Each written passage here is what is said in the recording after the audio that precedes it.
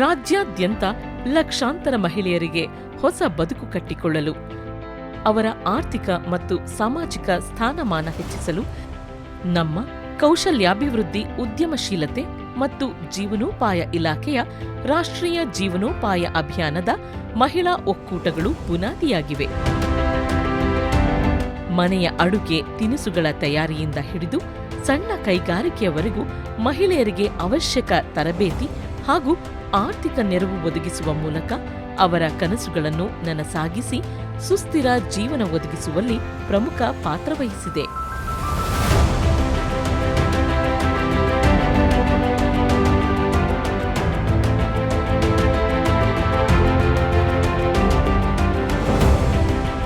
ಈ ಹಾದಿಯಲ್ಲಿ ಇನ್ನೊಂದು ಹೆಜ್ಜೆ ಮುಂದೆ ಹೋಗಿ ಮಳೆಯಾಧಾರಿತ ಕೃಷಿಯನ್ನೇ ನಂಬಿಕೊಂಡೇ ಬದುಕಿನ ಬಂಡಿ ಸಾಗಿಸುತ್ತಿರುವ ಗದಗ ಜಿಲ್ಲೆಯ ಗ್ರಾಮೀಣ ಭಾಗದ ಮಹಿಳೆಯರಿಗೆ ಜೀವನಾಡಿಯಾಗಿರುವ ಹೈನುಗಾರಿಕೆಯನ್ನು ಸಂಜೀವಿನಿ ಮಹಿಳೆಯರಿಗೆ ಒದಗಿಸುವಲ್ಲಿ ಯಶಸ್ವಿಯಾಗಿದೆ.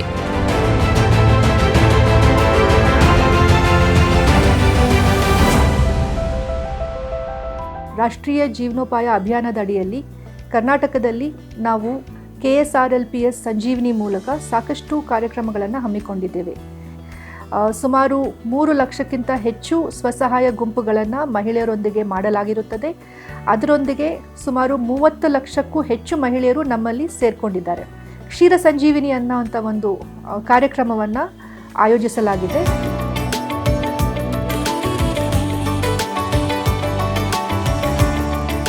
ಅದರ ಒಂದು ಅಂಗವಾಗಿ ಕೃಷಿ ಚಟುವಟಿಕೆಗಳ ಜೊತೆಯನ್ನು ಹೈನುಗಾರಿಕೆಯನ್ನು ಬಂದು ಪ್ರೋತ್ಸಾಹ ಮಾಡೋದು ಮುಖಾಂತರ ಒಂದು ಸುಸ್ಥಿರ ಆದಾಯ ಮೂಲವನ್ನು ಹಳ್ಳಿ ಜನರಿಗೆ ರಚಿಸಬಹುದು ಅಂತ ಹೇಳುವ ಒಂದು ವಿಶ್ವಾಸ ನಮಗಿತ್ತು.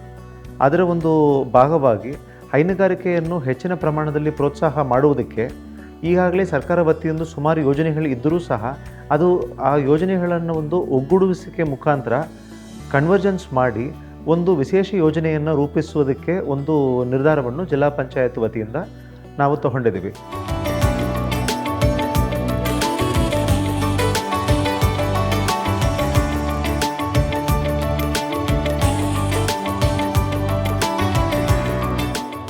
ಈ ಕಾರ್ಯಕ್ರಮದ ಅಡಿಯಲ್ಲಿ ಯಾವ ಮಹಿಳೆಯರ ಹತ್ರ ಹಸುಗಳಿದೆ ಅಥವಾ ಹಸು ಸಾಕಾಣಿಕೆ ಮಾಡುವಂಥ ಕ್ಷಮತೆ ಇದೆ ಅವರಿಗೆ ಅದರ ಬಗ್ಗೆ ತರಬೇತಿ ಕೊಡೋದ್ರಿಂದ ಹಿಡಿದು ಯಾವ ರೀತಿ ಹಸು ಸಾಕಾಣಿಕೆ ಮಾಡಬೇಕು, ಅದರಿಂದ ಹೇಗೆ ಹಾಲನ್ನು ಮಾರಾಟ ಮಾಡಬೇಕು, ಆ ಹಾಲಿಂದ ತಯಾರಿಸುವಂತಹ ಉತ್ಪಾದನೆಗಳ ಬಗ್ಗೆ ತರಬೇತಿ ಆಗಿರಬಹುದು, ಮತ್ತು ಮುಂದಾಗಿ ಹೇಗೆ ಈ ಹಸು ಪಡೆದುಕೊಳ್ಬೇಕು, ಅದಕ್ಕೆ ಬೇಕಾಗುವಂತಹ ಸಾಲ ಇರಬಹುದು, ಅನುದಾನ ಇರಬಹುದು, ಇದನ್ನು ನಾವು ಈ ಕಾರ್ಯಕ್ರಮದ ಅಡಿಯಲ್ಲಿ ಅವರಿಗೆ ಕೊಟ್ಟಿದ್ದೇವೆ.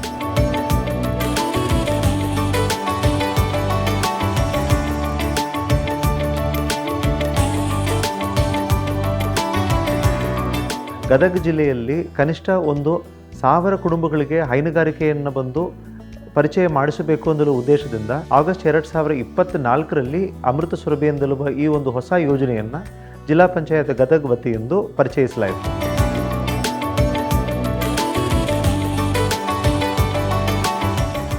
ಜಿಲ್ಲೆಯಲ್ಲಿ ಆದ್ಯಂತ 1029 ಕುಟುಂಬಗಳನ್ನು ಒಳಗೊಂಡು ಅವರುಗಳಿಗೆ ವಿವಿಧ ಫೈನಾನ್ಷಿಯಲ್ ಮೂಲಗಳಿಂದ 1250 ಹಸುಗಳನ್ನು ಕೊಂಡುಕೊಂಡು ಅವರಿಗೆ ಕೊಡಿಸಿದ್ದೀವಿ.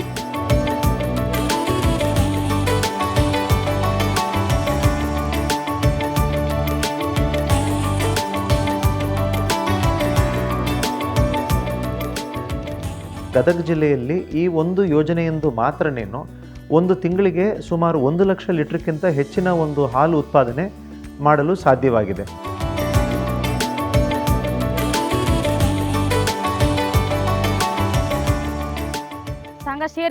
ಸೇರ್ಕೊಂಡ ಮೇಲೆ ನನಗೆ ಸಾಲ ಕೊಟ್ಟಾರ್ರಿ. ಕೊಟ್ಟಿಂದ ನಾ ಆಕಳ ಮಾಡ್ಕೊಂಡಿಂದ ನನಗೂ ಧೈರ್ಯ ಬಂದೈತ್ರಿ. ನಾ ಯಾರನ್ನ 10 ರೂಪಾಯಿ ಕೇಳಬಾರ್ದು, ನಾನು ನಡೆಸ್ಕೊಂಡು ಹೋಗ್ಬೇಕು ಅನ್ನೋಂಥ ಇದೈತ್ರಿ. ನಡೆಸ್ಕೊಂಡು ಹೋಗ್ತೀನಿ ನಾನು. ನಮ್ಮ ಮನೆಯವ್ರಿಗೆ ಹೋಗಿ 12 ವರ್ಷ ಆತ್ರಿ.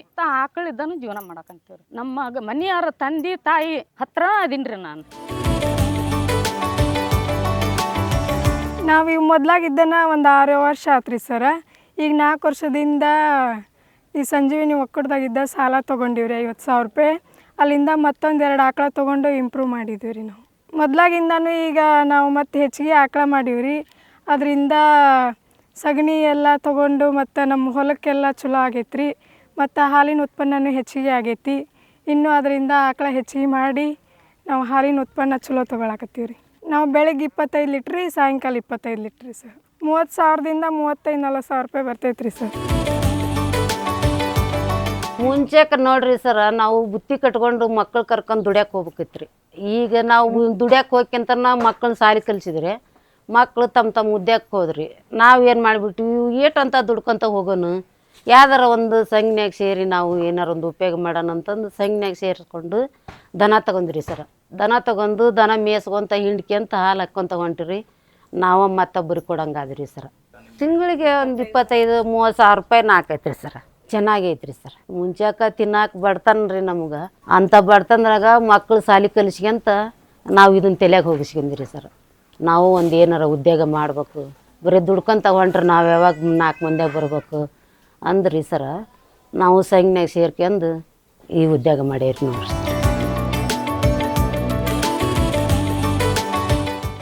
ನನಗೂ ಒಂದು ಆಟೋ ಕೊಡಿಸು ಅಂತಂದೆ.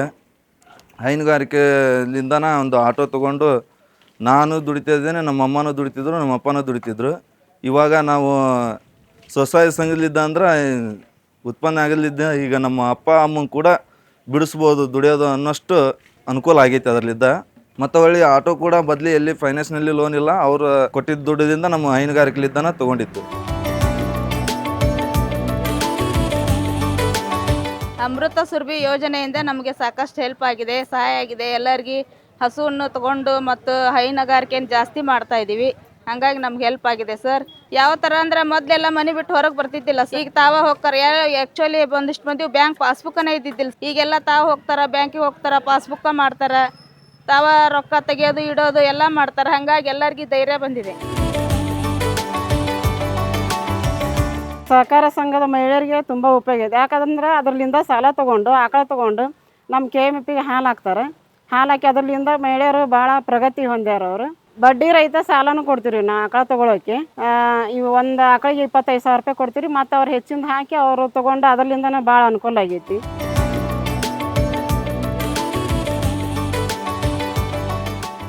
ಸರಿಸುಮಾರು 1,500 ಸದಸ್ಯರ ಒಳಗೊಂಡ ಒಕ್ಕೂಟ ನಮ್ಮದಾಗಿದೆ. ಒಕ್ಕೂಟದಲ್ಲಿ ದೊರೆಯುವ ಸಹಕಾರದಿಂದ ದೊರೆದಂಥ ನಮ್ಗೆ ಎಲ್ಲ ಹಣಕಾಸಿನ ರೂಪವನ್ನು ಎಲ್ಲರೂ ಸಾಲ ರೂಪದಲ್ಲಿ ತೆಗೆದುಕೊಂಡು ತಮ್ಮ ಕಾರ್ಯಚಟುವಟಿಕೆಗಳಿಗೆ ಉಪಯೋಗಿಸಿಕೊಂಡು ಅವರು ತಮ್ಮ ಕೆಲಸದಲ್ಲಿ ಈಗ ಅವರು ಯಶಸ್ವಿ ಕಂಡಿದ್ದಾರೆ.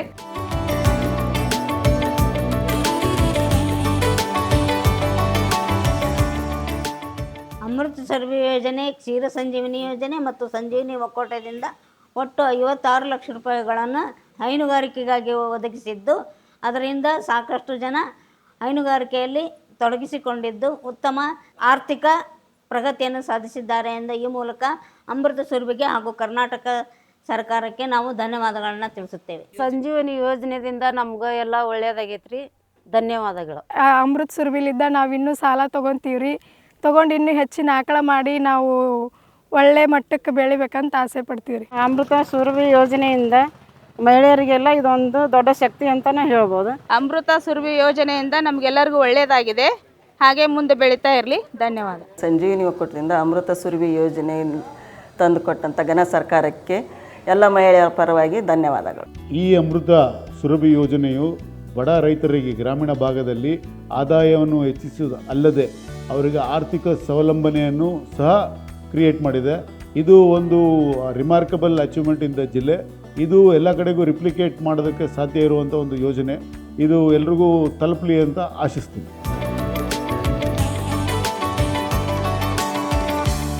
ರಾಜ್ಯಾದ್ಯಂತ ಲಕ್ಷಾಂತರ ಮಹಿಳೆಯರ ಹೊಸ ಜೀವನ ಕಟ್ಟಿಕೊಳ್ಳಲು, ಅವರ ಆರ್ಥಿಕ ಮತ್ತು ಸಾಮಾಜಿಕ ಸ್ಥಾನಮಾನ ಹೆಚ್ಚಿಸಲು ಮತ್ತು ಕೌಶಲ್ಯಾಭಿವೃದ್ಧಿ, ಉದ್ಯಮಶೀಲತೆ ಮತ್ತು ಜೀವನೋಪಾಯ ಇಲಾಖೆ ಸಂಜೀವಿನಿ ಯೋಜನೆಯ ಮಹಿಳಾ ಒಕ್ಕೂಟಗಳು ಬುನಾದಿಯಾಗಿವೆ. ಮುಂದಿನ ದಿನಗಳಲ್ಲಿ ಗದಗ ಜಿಲ್ಲೆಯ ಸಂಜೀವಿನಿ ಯೋಜನೆಯಡಿ ಹೈನುಗಾರಿಕೆ ಯಶಸ್ವಿ ಅನುಷ್ಠಾನವನ್ನು ರಾಜ್ಯಾದ್ಯಂತ ಅಳವಡಿಸುವ ಮೂಲಕ ರಾಜ್ಯದ ಮಹಿಳೆಯರಿಗೆ ಹೆಚ್ಚಿನ ಆರ್ಥಿಕ ಬಲ ತುಂಬಲಾಗುವುದು.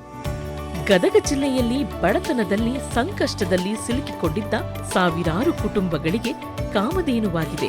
ಮುಂದಿನ ದಿನಗಳಲ್ಲಿ ರಾಷ್ಟ್ರೀಯ ಗ್ರಾಮೀಣ ಜೀವನೋಪಾಯ ಅಭಿಯಾನದಡಿ ಹೈನುಗಾರಿಕೆ ರಾಜ್ಯಾದ್ಯಂತ ಮಹಿಳೆಯರಿಗೆ ಹೆಚ್ಚಿನ ಆರ್ಥಿಕ ಬಲ ತುಂಬುವಂತಾಗಲಿ.